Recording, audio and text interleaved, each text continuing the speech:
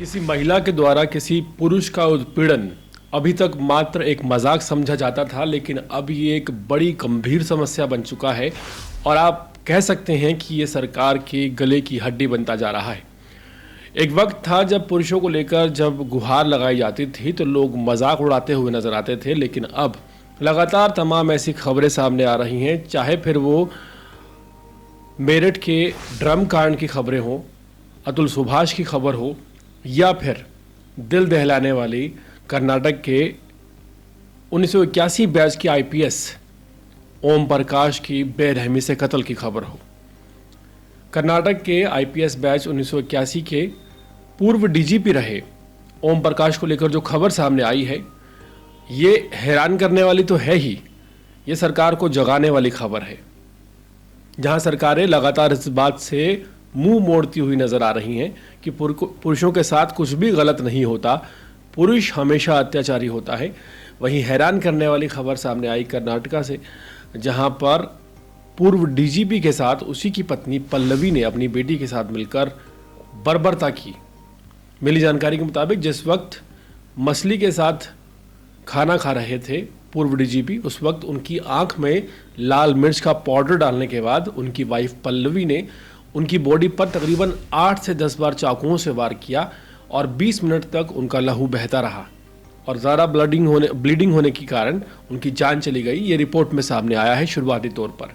वहीं इस वारदात को अंजाम देने के बाद जहां एक तरफ उनकी बेटी कमरे में बंद हो गई, दूसरी तरफ बीवी ने वीडियो कॉल पर अपनी एक फ्रेंड को कहा कि मैंने राक्षस का अंत कर दिया है।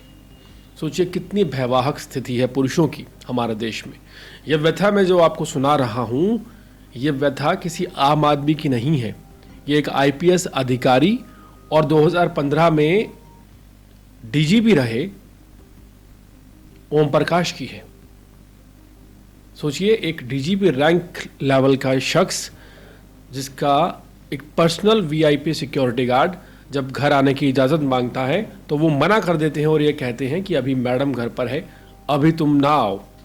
और उसके कुछ देर बाद इस वारदात को अंजाम दिया जाता है। जिस तरह से तमाम खुदकुशी की खबरें पुरुषों को लेकर और पुरुष उत्पीड़न की तमाम बड़ी खबरें सामने आई और सरकार के द्वारा उसे इग्नोर किया गया, और ख़ासकर मैं कहूँगा पुलिस महकमे के द्वारा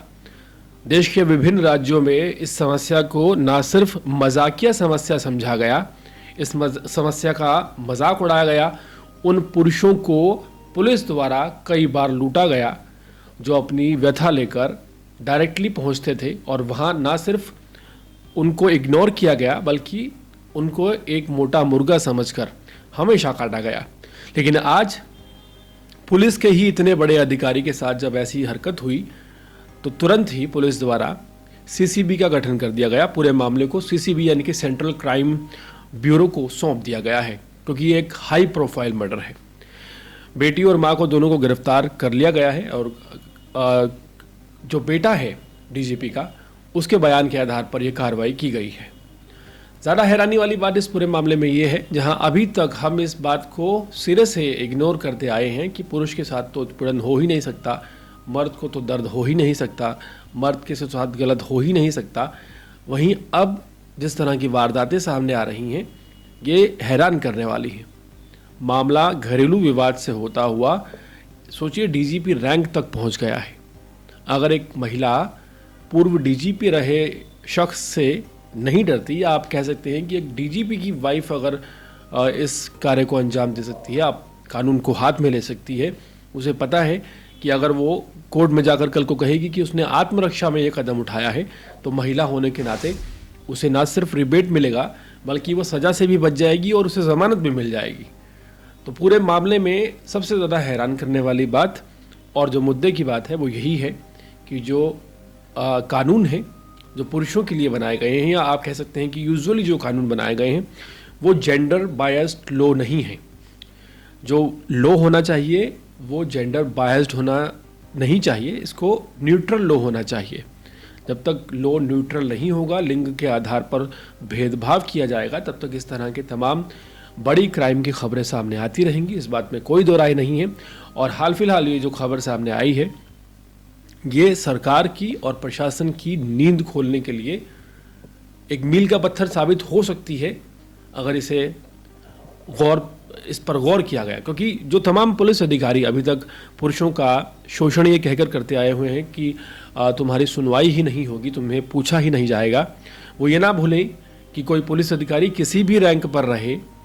एक ना एक दिन उनका भी नंबर आ सकता है, जिस तरह से पूर्व डीजीपी के साथ बर्ताव किया गया। तो अगर कानून को मानने वाले, कानून के रक्षक जो पुलिसकर्मी हैं, अगर वो ये समझते हैं कि जो कानून का दुरुपयोग महिलाएं कर रही हैं, उनमें एक पुरुष को जो प्रताड़ित है मुर्गा समझकर काटने से वो इस व्यथा से बच सकते हैं, तो आज नहीं तो कल इस पूरे प्रकरण में उनका नंबर भी शामिल हो सकता है। पूरे मामले पर आपकी राय क्या है कमेंट सेक्शन में ज़रूर बताएं, और इसी तरह के अपडेट्स रहने के लिए देखते रहिए अर्पण न्यूज़। बहुत बहुत शुक्रिया।